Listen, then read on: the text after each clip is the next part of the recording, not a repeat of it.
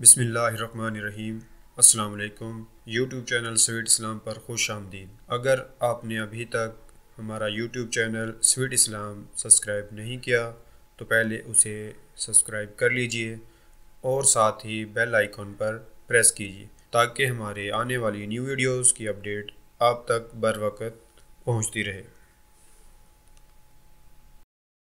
ہمارے والد نے ہماری ضروریات کو پورا کیا، وہ بوڑھے تھے اور ہم ان کی آخری عمر کی اولاد، اور وہ بڑے مشکل لمحے تھے جس طرح انہوں نے ہمیں پالا ہے۔ اگر وہ گھڑیوں میں یاد آئے تو کلیجہ اٹھتا ہے، لیکن انہوں نے ہمیں اس کے باوجود بھی رزق حلال کیا، مشکوک رزق سے بھی ہمیں بچایا، بلکہ ایک مشکوک سے آگے بھی بڑھ گیا کہ رزق مشکوک نہیں ہوتا، رزق خالص ہوتا ہے، لیکن جو ہے وہ اس میں آپ اپنے وقار کو مجروح کر کے یا کسی سے وقتی فائدہ حاصل کر کے اس رزق کو حاصل کرتے ہیں۔ الحمدللہ اللہ کے فضل سے انہوں نے ہمیں اس سے بچایا۔ اس کی صرف میں دو مثالیں آپ کو بتاتا ہوں۔ میرے والد کے نام کپڑے کا کام کرتا تھا، اور دنیا کے اوپر کسی نے ایسا دکاندار نہیں دیکھا جو دکان بند کر وہ کہتے ہیں لوگ آ کے بیٹھ جاتے ہیں اور میرا وقت ضائع کرتے ہیں، میں نے قرآن مجید پڑھنا ہوتا ہے۔ تو جو گاہک آتا تو دروازے کو دستک دیتا، قرآن مجید بند کرتے، دروازہ کھولتے، ہاں بھئی کیا لے رہے ہیں؟ اس نے کہا یہ لینا لیا، فارغ میں دروازے کو نہیں چلا۔ ایسا تو کوئی تاجر دیکھا اللہ۔ تو اس میں جب وہ کپڑا رکھتے تھے تو اس میں بھی انہوں نے طے کیا ہوا تھا کہ اس وقت زیادہ سے زیادہ جو مہنگا کپڑا تھا 30 روپے گز ہوتا تھا، اور جو درمیانہ تھا وہ 20 روپے گز، اور اس سے نیچے 15 روپے 12 روپے 10 روپے، اس کو 6 روپے گز بھی مل جاتا تھا، اب تو کہیں نہیں ملتا۔ تو انہوں نے ایک ریشو رکھی تھی کہ 10 پہ 1 روپیہ، تو جو 20 روپے گز کپڑا تھا وہ 21 روپے گز بیچتے تھے، 21 روپے اس سے لیتے تھے، اور جو 30 روپے فی گز کا ہوتا تھا اس سے جو ہے وہ 25.5 لیتے تھے، وہ باقاعدہ اوپر لکھا ہوا ہوتا تھا۔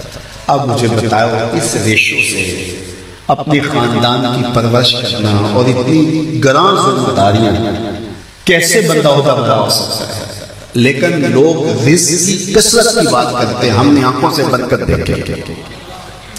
کثرت اور چیز ہوتی ہے، برکت اور چیز ہوتی ہے۔ تو جو میں بات بتانے لگا ہوں، میرے بیٹے بھی بیٹھے ہیں اور آپ سارے میرے روحانی منتسب ہو میرے ساتھ، اور آپ نے آگے اپنے نسلوں کی تربیت کرنی، اور اس چیز کا ہم نے خیال رکھنا ہے کہ اپنی اولاد کو کس طرح کی تربیت دیں۔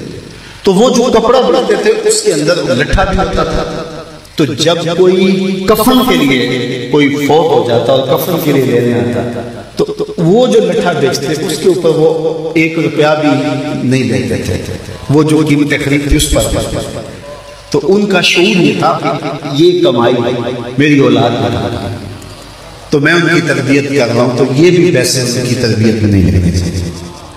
اور دوسرا، چونکہ یہاں دیہات کے کافی لوگ بیٹھے ہوئے اچھی طرح جانتے ہیں، ان کے لیے جو ادب اور احترام کا لوگوں کے دل میں مقام تھا، جو محبت تھی، تو وہ کاموں کے سے یہاں اس وقت یہ چمچی بھی نہیں تھی، کوئی یہاں پیک اپ بھی نہیں چلتی تھی، تو اس وقت ٹانگے وغیرہ چلتے تھے۔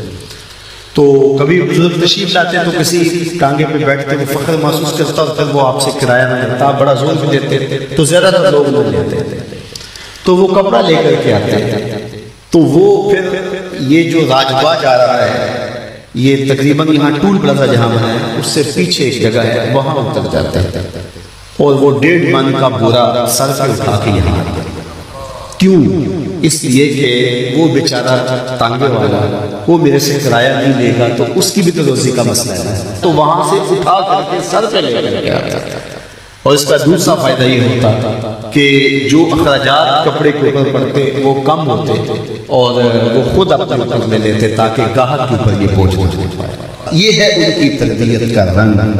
تو یہ بات ذہن میں رکھیے گا کہ اپنی اولاد کے لیے صالح رزق کے لیے کوشاں رہنا، اور اس کے لیے محنت کرنا، اور شوری جدوجہد اور شوری محنت میں لگے رہنا۔ اللہ تعالیٰ کی توفیق سے انہوں نے ہماری جو صالح تربیت کی، آج اس کا نتیجہ آپ کے سامنے ہے کہ یہ پورے ملک میں، پوری دنیا میں جو فیضان اور جو نور کتاب رحمت کا پھیلا ہے، یہ ان کا دیا ہوا سبق ہے جو ہم نے کوشش کی کہ اس کو یاد کریں اور پھر اس کو لوگوں تک پہنچائیں۔